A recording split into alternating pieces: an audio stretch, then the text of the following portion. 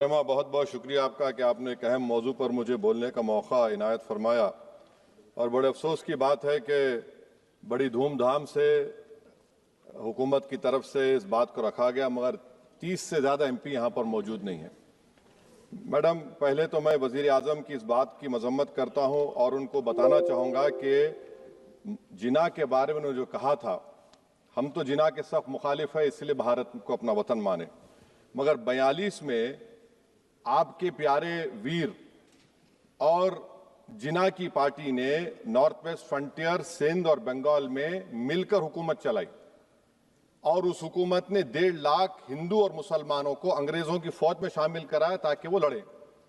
तो किसी शायर ने अच्छा कहा था वजीर आजम के बारे में कि फरेब देकर जमाने को पारसा ना बनिए, इन्हें कहो कि वो बंदा बने खुदा ना बने, अमीर शहर यही चाहता या हजरत कि हमारी चीख गले में रहे सदा ना बने।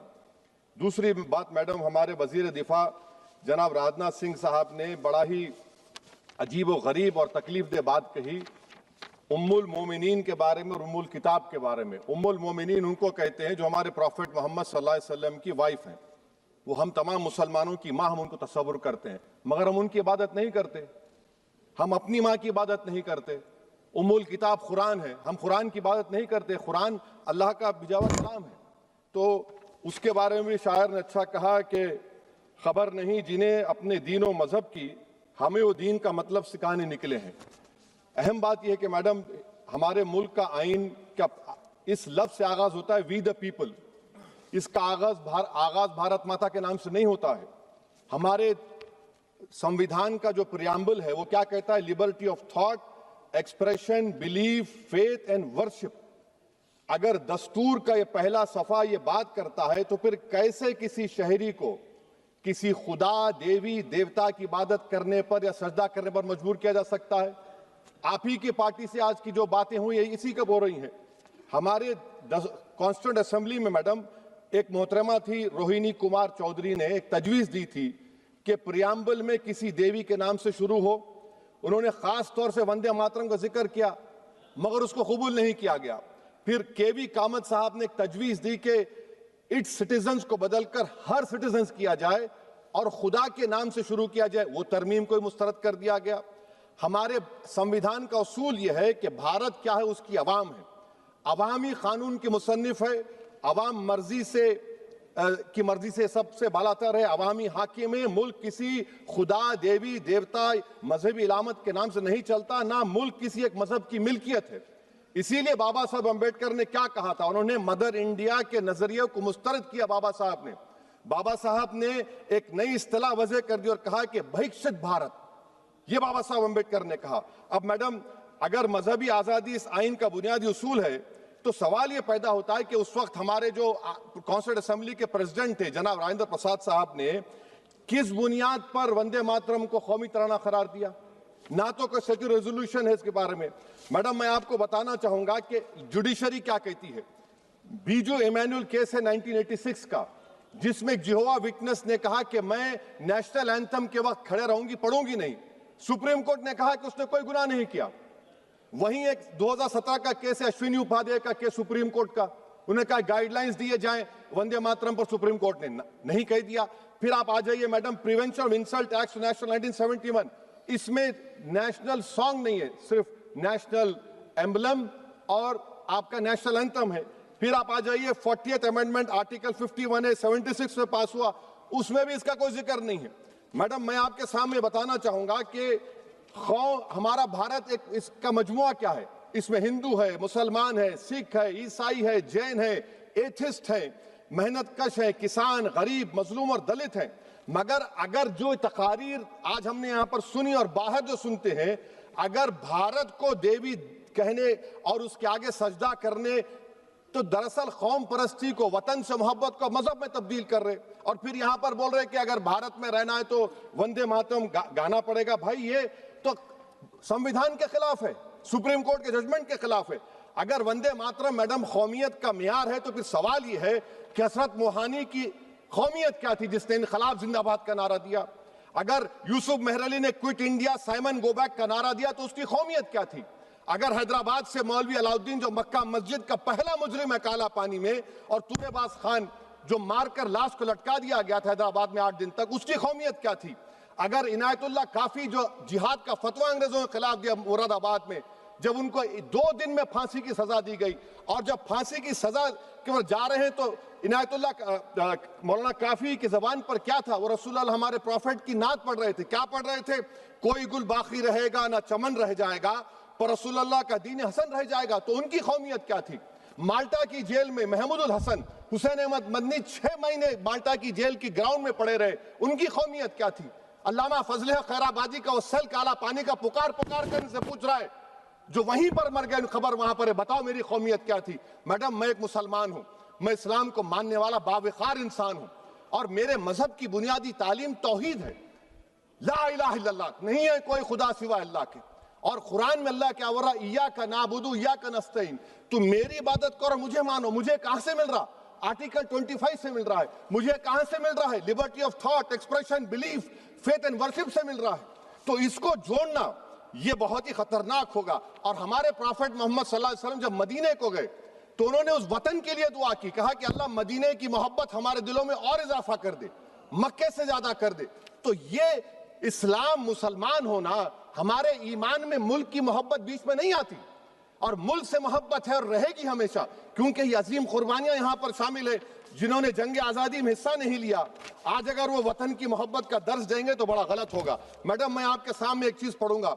1937 रविंद्रनाथ टैगोर ने लेटर लिखा सुभाष चंद्र बोस को, मैं सिर्फ किसी ने नहीं पढ़ा ये। क्या कहा टैगोर साहब ने? But parliament is a place of union for all religious groups and there the song can not be appropriate. When Bengali Muslims show sign of stubborn fanaticism, we regard it intolerable. When we too copy them and make unreasonable demands, it will be self-defeating. ये मैं इसको ले करूंगा madam, आप देख लीजिए। फिर दूसरी तरफ मैडम आप आ जाइए, मैं यहाँ पर बैठकर, हाँ, जितने तकारीर यहाँ पर हुए सब जनगण मन पर तनकीद किए। तो मैडम मुझे ये कहना पड़ेगा कि जनगण मन पर आप लोग इतनी तकलीफ क्यों उठा रहे हैं? आखिर इतनी तकलीफ क्यों है? तो मैं जब जाकर देखा तो मुझे 28 दिसंबर का ऑर्गेनाइजर मैगजीन का आर्टिकल मिला, जिसमें ऑर्गेनाइजर लिखता है कि what is the moral sanction behind government choice of Janagana Mana, except that it can be made an item of entertainment at the sumptuous parties thrown by government officials. आप बताइए, इसका बोलेंगे आप? और फिर उसके काइंड कैसा करते हैं? It will mean we can not love our motherhood. Madam please, it will mean that Vande Mataram is buried alive with the word Jangan Mana on the tombstone, for the tomb will also be of Jangan Mana of the will of the people. इस पर आप क्या बोलेंगे? Madam, मैं आपको ये बताना चाह रहा हूं कि वतन की मोहब्बत हमारे लिए बहुत अहम है, मगर ये बताइए हमको कि अभी मैडम यहाँ पर आनंद मठ के बारे में बहुत कुछ कहा गया। मैं सिर्फ 2 मिसालें आपको देता हूं। आनंद मठ के पेज नंबर 70 और 80 को पढ़ लीजिए। इसके बाद सनातन जहां मुसलमानों के घर पाते थे, इन्हें आग लगा देते थे। आप पेज नंबर 98 पढ़िए, हमें सिर्फ इन मुसलमानों को जड़ से खत्म करना है क्योंकि खुदा के दुश्मन बन चुके हैं। फिर आप पेज नंबर 115-16 दीजिए, फिर मुख्तलिफ इलाकों में मुसलमानों को सदा देने के लिए भेजे जाते, जहां भी मुसलमान आबादी नजर आती जला दिया जाता। फिर आप देख लीजिए मैडम, सफे नंबर 120 पेज 120, बंकिम लिखते हैं कि सनातियों को मालूम नहीं था कि अंग्रेज हिंदुस्तान को निजात दिलाने वाले हैं। ये आप क्यों कर रहे हैं? अब आप मैडम, मैं आपको पेपर्स दे कर दूंगा। मैडम, भारत में हमारी आजादी इसलिए आई और बरकरार रही कि हमने मुल्क और मजहब को एक चीज नहीं बनाया। हमने ऐलान किया कि हमारी मुल्क मुख्तलिफ तबकात मज़ाहिब पर मुश्तमिल है, हमारे मुश्तरका तकदीर हमारी कौमियत का सरचश्मा है, यह खास जबान सखावत मजहब नहीं है। अगर वंदे मातरम का मतन कौम और मजहब को एक बना देता है, अगर हम इसे टेस्ट बनाते हैं वफादारी का, तो फिर मान लीजिए कि यह गांधी, अंबेडकर, टैगोर, बोस और लाखों आजादी के सिपाहियों की सोच को छोड़कर गोडसे की सोच की हिंदू कौमी परस्ताना, मैडम खत्म कर रहा हूं, कौमी हिंदू कौम परस्ताना को इख्तियार करेंगे। मुझे वतन से बेइंतहा मोहब्बत है मैडम, और इंशाल्लाह हमेशा रहेगी, मगर बावजूद इसके कि मेरी मस्जिद, मेरी इबादत गाह, मेरे कपड़े, मेरे कारोबार पर हमले होते, मगर मैं फिर भी कहता हूं कि वतन मेरा, हर वतन को हम छोड़कर नहीं जाएंगे। मगर हुब्बुल वतनी का क्या मुतालबा है? हुब्बुल वतनी ये कहता है कि वतन से मोहब्बत है तो जुल्म को खत्म करो, गरीबी को खत्म करो, बेरोजगारी को खत्म करो, जबर का खात्मा करो, अमन का गहवारा बनाओ, पाकिस्तान की दहशतगर्दी को खत्म करो, एक्सप्लॉयटेशन को रोको, शरारत को रोको, मुल्क के खिलाफ की जाने वाली साजिश खत्म करो। मैडम, भारत एक चमन है जहां पर हर फूल को खिलना चाहिए। और अगर कोई इस फूल के अगर पूरे फूल खिलेंगे तो उसकी खुशबू से ये वतन मौतर होगा, मगर अगर इस चमन का माली ये कहेगा कि एक ही फूल खिलेगा, तो मैं जिम्मेदारी के साथ कह रहा हूं, अगर एक ही फूल खिलेगा तो वो सहरा बन जाएगा और माली माली नहीं रहेगा, वो जल्लाद कहलाएगा। तो इसीलिए मैडम हम उम्मीद करते हैं कि हुकूमत इस पर जोर जबर ना करे। मेरा राइट है, यकीनन मैं जानता हूं कि आजादी के लड़ाई में वंदे मातरम का नारा था, मगर अगर आप इसको जबर करेंगे तो ये संविधान के खिलाफ है। वफादारी का सर्टिफिकेट हमसे मत लीजिए मैडम, खत्म कर रहा हूं। वफादारी का सर्टिफिकेट हमसे मत लीजिए। आपके बुजुर्गों के कोई एक किताब में लिख के क्या लिखा है बता दीजिए, कहां पर क्या लिखा हुआ है। तो मैं मैडम मैं इस शेर पर अपनी बात को खत्म कर रहा हूं मैडम, मैं इस शेर पर अपनी बात को खत्म कर रहा हूं मैडम, मैं अपनी बात को खत्म कर देता हूं मैडम, क्योंकि आप बहुत जल्दी में हैं। कि भारत जिंदाबाद, हिंदू मुसलमान जिंदाबाद, दलित जिंदाबाद, ईसाई जिंदाबाद, आदिवासी जिंदाबाद, जो किसी खुदा को नहीं मानते वो भी जिंदाबाद, और मैडम सब पिछड़ा सब आ गया इसमें। तो हम उम्मीद करते कि इस रूह को आप समझेंगे अगर आप सिर्फ अपनी आइडियोलॉजी को लेकर चलेंगे। और आखिर में मैडम, जनाब बंकिम चंद्रा साहब के बारे में मैं आपके सामने डॉक्यूमेंट लेकर रहा हूं कि उन्होंने बीए का एग्जाम पास नहीं किया था, 7 मार्क्स से फेल हो गए थे, ये भी रख रहा हूं। तो आप जिसको लिटरेरी जायंट बता रहे, ये